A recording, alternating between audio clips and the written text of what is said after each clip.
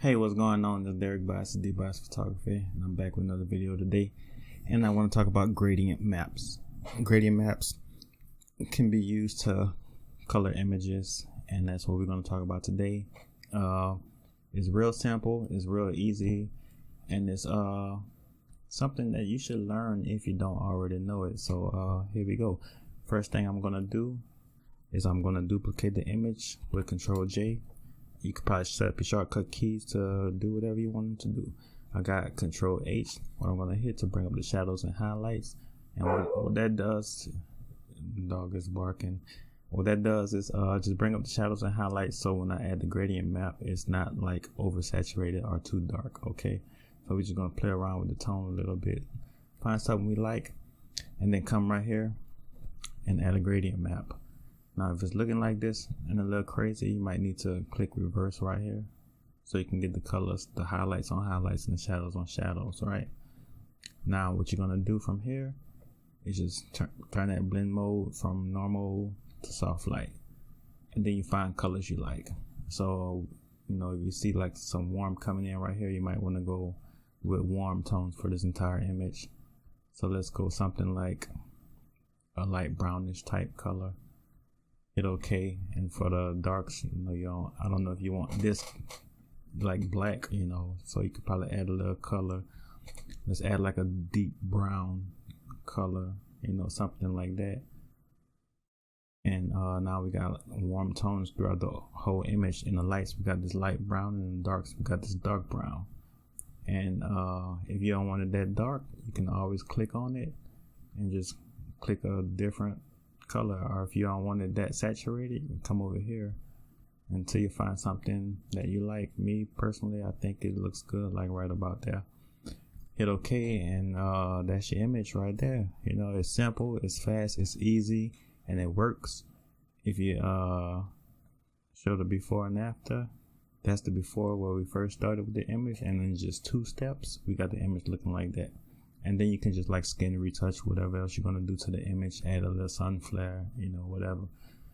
If you like the gradient that you just made, one thing you have to do is come back to the gradients and click new, and it'll save that gradient you just made. So then you can apply that gradient to whatever other image you like, you know. Then hit OK, and it's saved in your gradients. It's going to always be there, you know. Then you just come down, click it, and you're good to go. Okay, so second image we're gonna work on is this one right here, and I'm just do the same thing just to show y'all that this type of editing works with whatever image you edit in.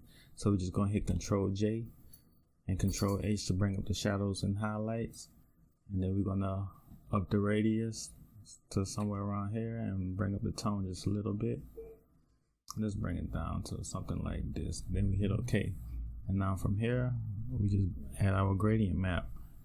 Hit reverse, and then just find some colors we like. Let's go for something funky, something weird.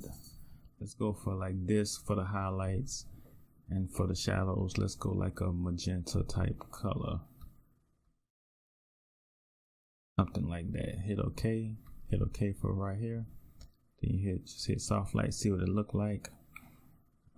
That's the before and that's the after. If you like it, got a kind of fashion vibe to it, you know, then you can just rock with it. If you like it, come over here, hit new, and then you save it to your gradients, to your gradient presets. You know, you hit OK, and then it's good to go. Let's go this last image. Same process, Control J, Control H.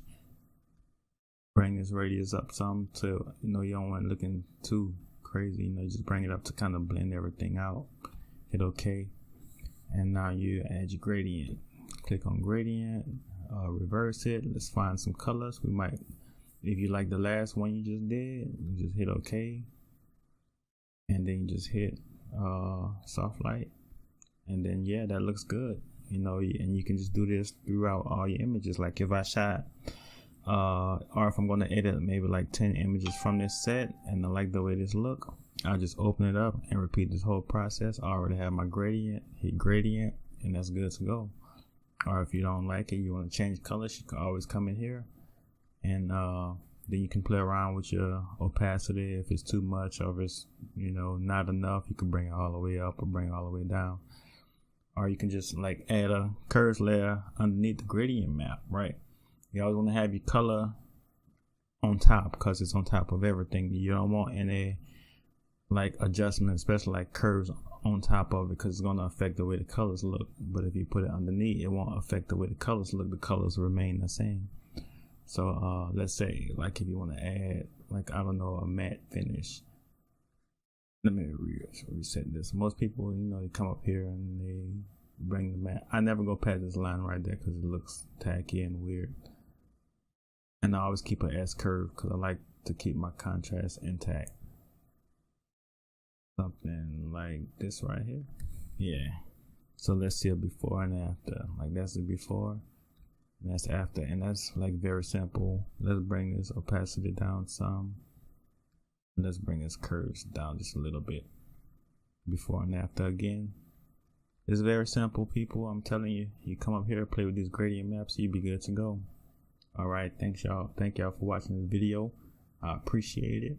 And if y'all want to see more videos, just stick around. I don't know, like, subscribe to the channel, and because I will be posting more videos.